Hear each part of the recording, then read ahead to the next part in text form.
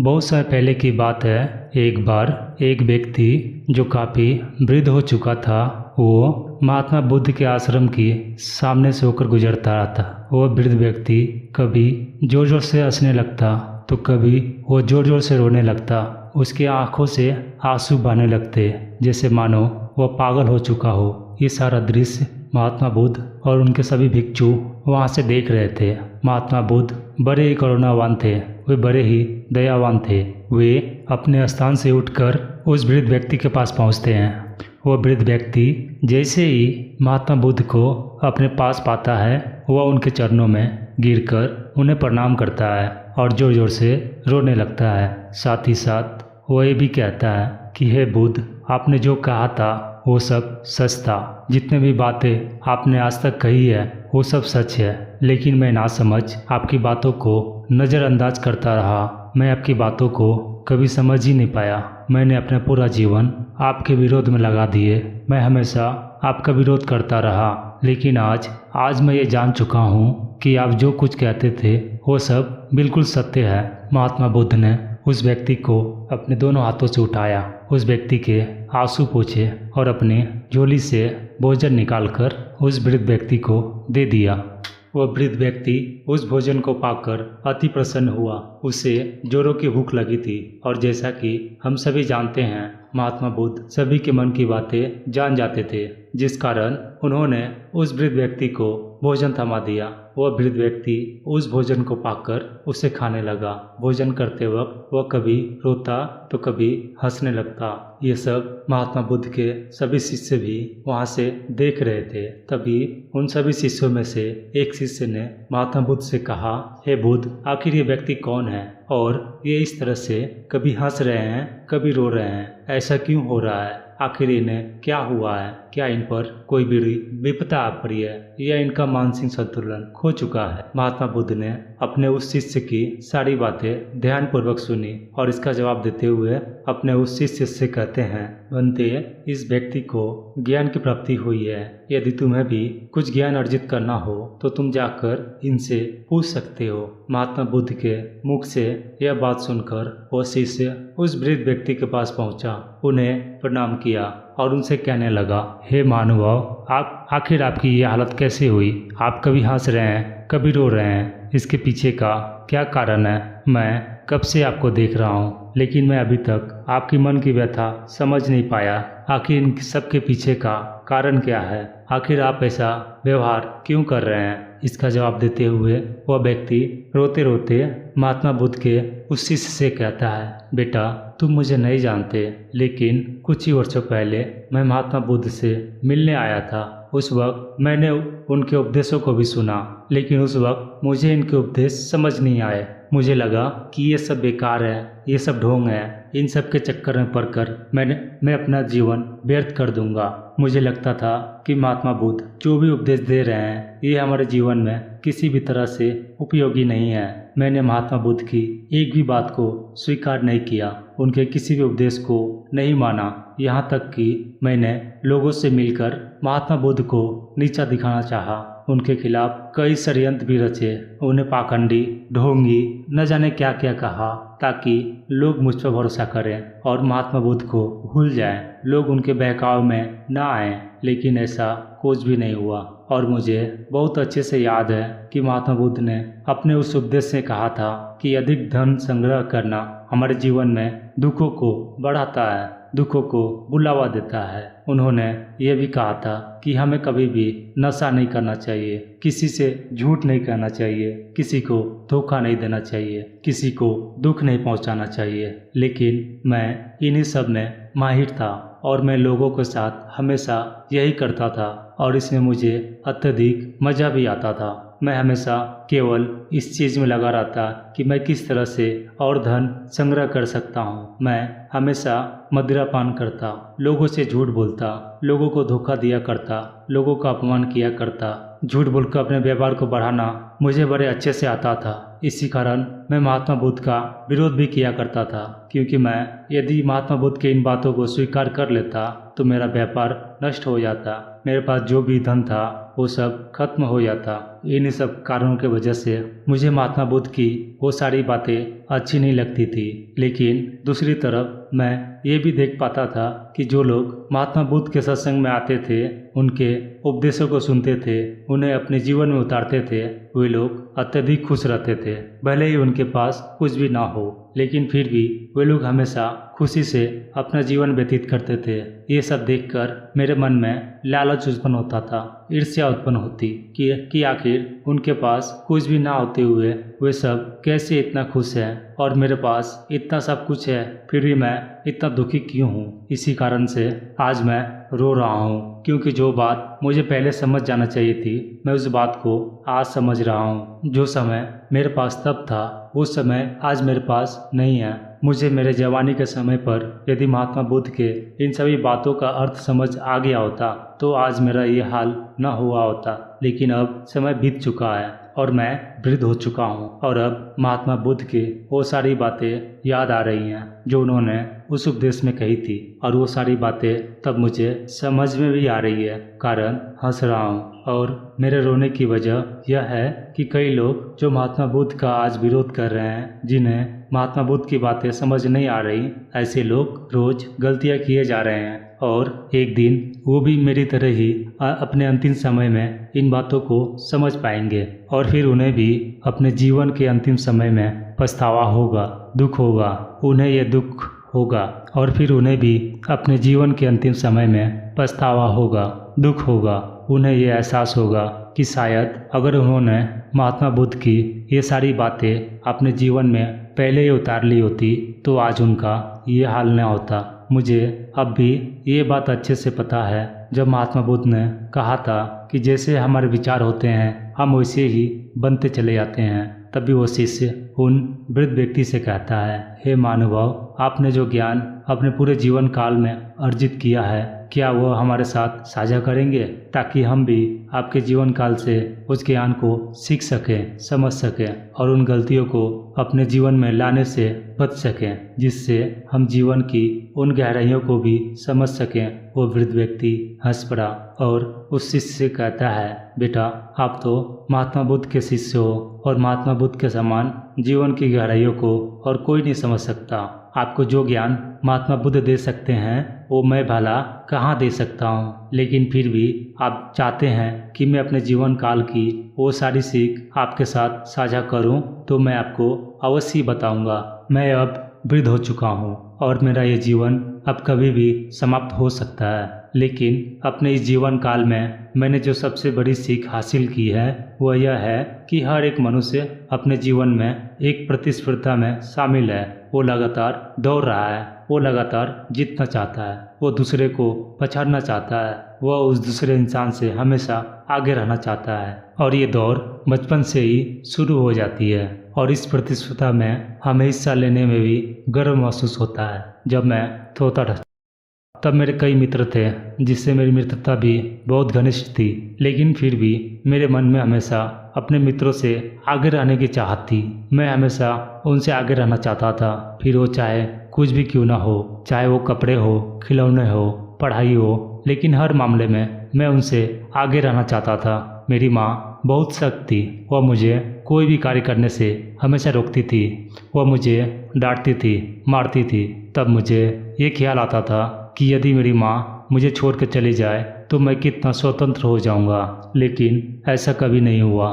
तो मैं यह सोचने लगा कि यदि मैं जल्दी से बड़ा हो जाऊं तो फिर मैं सभी लोगों की तरह अपने आप ही अपने फैसले कर सकता हूं, स्वतंत्र होकर अपने इस जीवन को जी सकता हूं, अपनी मर्जी से खेल सकता हूं, कपड़े पहन सकता हूं, खाना खा सकता हूं, अधिक से अधिक खिलौने ले सकता हूं। बस ऐसे ही सोचते सोचते मेरा बचपन धीरे धीरे समय के साथ गुजरता चला गया और मैं अब युवा हो चुका था। तब मुझे ना तो खिलौने चाहिए थे और ना ही पहनने के लिए अच्छे कपड़े, लेकिन ये दौड़ अभी भी जारी थी, क्योंकि अब मेरे मित्र पैसा कमा रहे थे और मैं भी उनसे अधिक पैसा कमाना चाहता था ताकि लोग मेरी इज्जत करें, मेरा सम्मान करें, मैं अच्छा घर बना सकूं, अच्छा दिख सकूं, जिसके लिए मैंने कई भी झूठ भी बोले, कईयों को धोखा भी दिया, कईयों के साथ विश्वासघात भी किया। और ये सब करते हुए मुझे बड़ा आनंद भी आता क्योंकि अब मैं उन लोगों से आगे निकल रहा था। धीरे धीरे यूं ही समय बीतता गया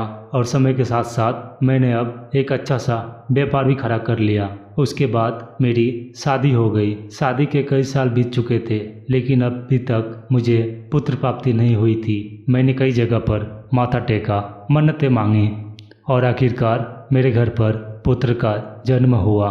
तब मैं बहुत खुश था और मेरी खुशी का कोई ठिकाना नहीं था। मुझे अब लग रहा था मानो अब मेरे जीवन में कोई कमी नहीं रह गई, मेरे पास अब सब कुछ है, अब मुझे कुछ और नहीं चाहिए था। यूं ही समय बीतता चला गया और कुछ समय के पश्चात फिर मुझे ये एहसास होने लगा कि यदि मेरे पास एक और पुत्र होता, अर्थात मेरा और एक पुत्र होता, तो मेरे दोनों हाथ मजबूत हो जाते, मेरे दोनों कंधे मेरा व्यापार चलाने के लिए तैयार हो जाते। और मेरे मन की ये बात ईश्वर ने भी सुन ली। एक बार फिर से मेरे घर पर एक और पुत्र का जन्म हुआ और ये देखकर मुझे एक बार फिर से वही प्रसन्नता महसूस हुई जो पहली बार मेरे पुत्र के होने पर हुई थी। अब मुझे कुछ नहीं चाहिए था। मैंने अपना व्यापार पर ध्यान लगाना शुरू कर दिया। मैंने व्यापार को और आगे बढ़ाना शुरू कर दिया, अपने उस उन्नति पर ले गया जहाँ पर वहाँ पर गिरना लगभग नामुमकिन था। कभी एक दिन मेरी पत्नी मेरे पास आई और वह मुझसे कहने लगी, सुनिए,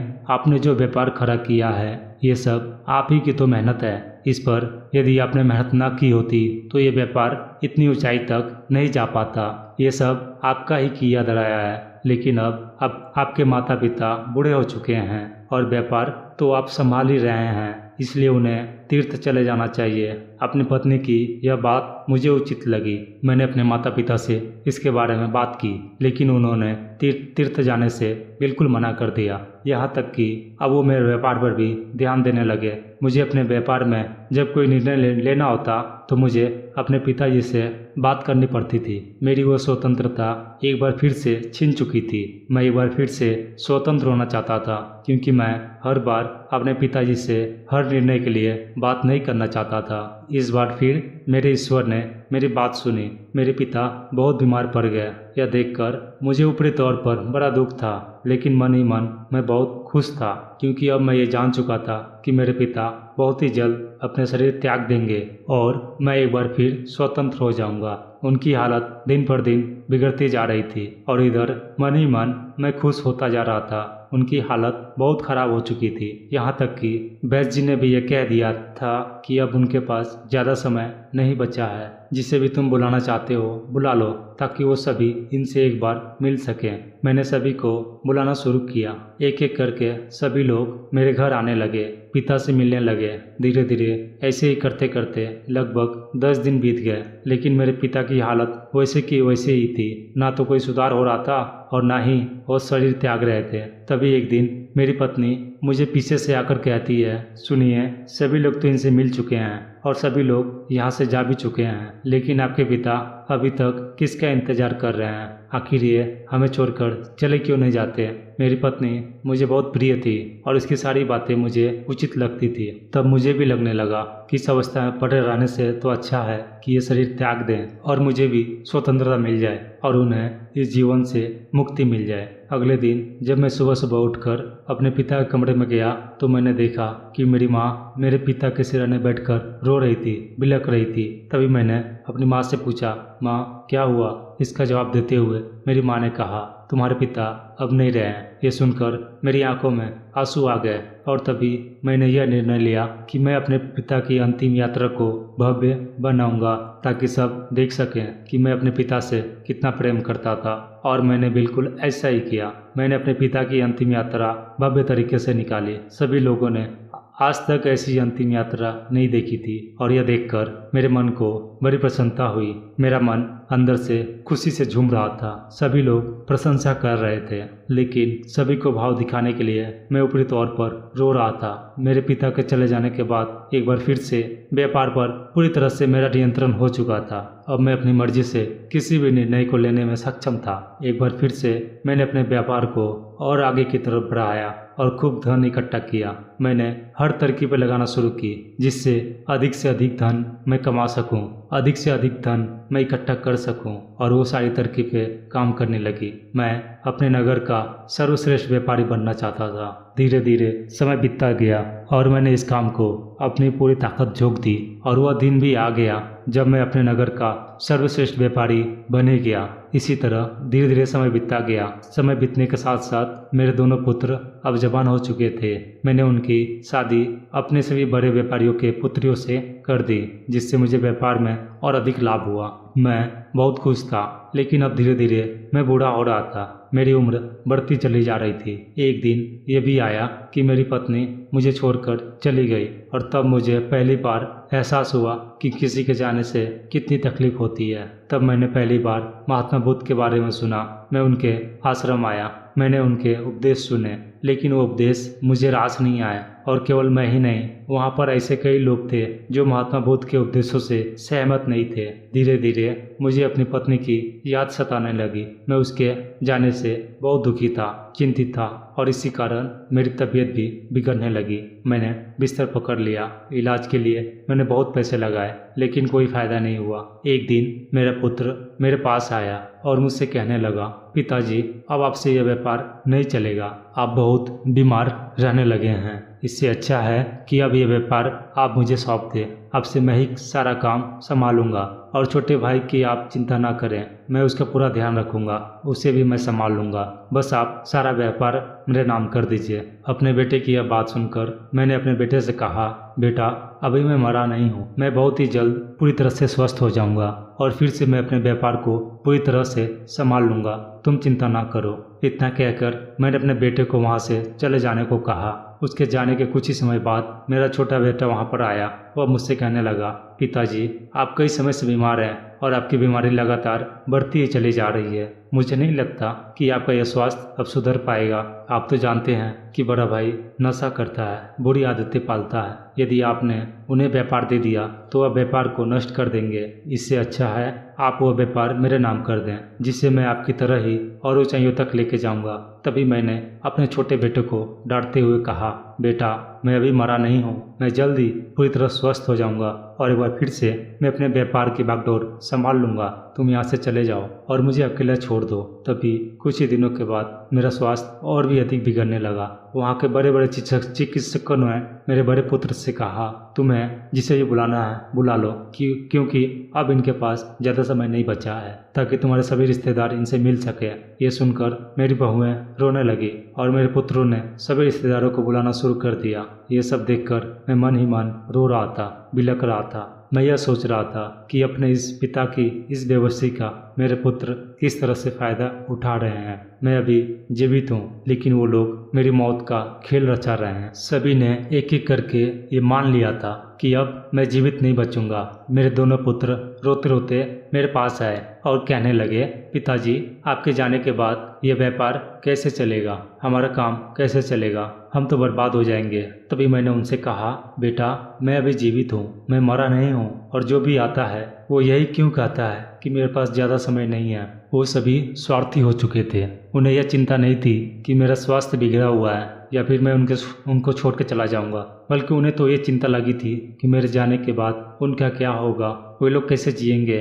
न तो उनके पास व्यापार था और न ही उनके पास धन। मेरे जीते थी वे लोग आपस में लड़ते झगड़ते ताकि व्यापार का बंटवारा किया जा सके, और उनकी पत्नियां भी इस झगड़े में उनका साथ देती। ये सब देखकर मेरा मन अंदर से तड़प सा गया, और तब मुझे एहसास हुआ कि जिस धन को कमाने के लिए मैंने इतने धोखे दिए, इतने विश्वासघात किए, लोगों के साथ गलत काम किए, आज वो धन मेरे किसी काम का नहीं। वो धन किस काम का, जो मुझे स्वस्थ तक नहीं कर पाया। बचपन से लेकर अपने वृद्धावस्था तक मैं केवल धन कमाने के लिए दौड़ता रहा, और इस धन को कमाने के लिए न जाने मैंने कितने के साथ विश्वासघात किया, न जाने कितनों का मैंने घर तक उजाड़ दिया, कितनों को लुटवा दिया, केवल इसलिए कि ये धन मेरे पास रहे। लेकिन तभी मुझे ये भी एहसास हुआ कि हम सब खाली हाथ आए हैं और खाली हाथ ही हमें जाना पड़ेगा। तभी मैंने अपने बड़े पुत्र को अपने पास बुलाया और उससे कहने लगा, बेटा तुम मेरी अंतिम यात्रा किस तरह से निकालोगे। तभी मेरा बड़ा बेटा उससे कहने लगा, पिताजी यदि आप अपना सारा व्यापार मेरे नाम कर दें तो मैं आपकी अंतिम यात्रा भव्य तरीके से निकालूंगा, एक अनोखे तरीके से निकालूंगा, ताकि सारे लोग ये देखते रह जाएं कि मैं अपने पिता से कितना प्यार करता था। तभी मेरा छोटा बेटा उससे कहने लगा, नहीं नहीं पिताजी, यह धन और यह व्यापार आप मुझे सौंप दे।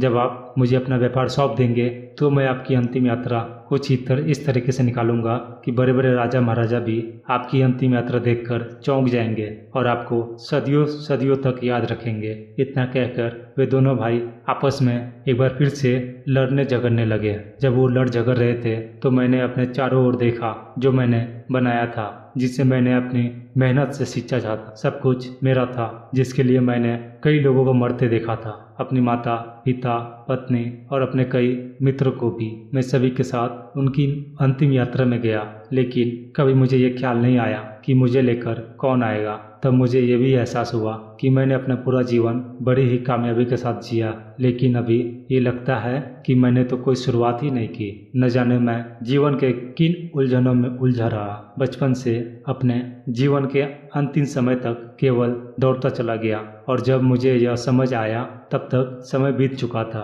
और अब मेरे पास समय नहीं बचा। यह कहकर वह वृद्ध व्यक्ति चुप हो गया और महात्मा बुद्ध के पास आकर उनसे कहने लगा, हे बुद्ध, मैंने तो अपना पूरा जीवन बर्बाद कर दिया। क्या बचे हुए कुछ क्षणों में मैं आपसे मिल सकता हूँ? मैं आपसे कोई बात कर सकता हूँ? मैं आपसे कुछ ज्ञान अर्जित कर सकता हूँ? महात्मा बुद्ध मुस्कुराने लगे और उनसे कहते हैं, बनते, भले ही तुम अपना सारा जीवन व्यर्थ की चीजों में नष्ट कर दिया हो, लेकिन अभी भी तुम्हारे पास जीवन शेष बचा हुआ है। भले ही तुमने अपना सारा जीवन अज्ञानता में गुजार दिया, लेकिन ज्ञान का एक क्षण भी बहुत बड़ा होता है। तुम्हारे पास अभी भी जो समय है इसका इस्तेमाल करो। अपनी सांस से अपनी मृत्यु, अपनी हालत को स्वीकार करो, पूर्ण होकर देखो। जो जीवन बीत गया, जो समय चला गया, उसका दुख करने से अच्छा है कि तुम अपने बचे हुए जीवन का आनंद लो, वर्तमान में जियो। जो भी तुम्हारे पास शेष बचा हुआ है उसे स्वीकार करो। जो भी तुमने जीवन जिया है ये एक रहस्य है, लेकिन उससे भी बड़ा रहस्य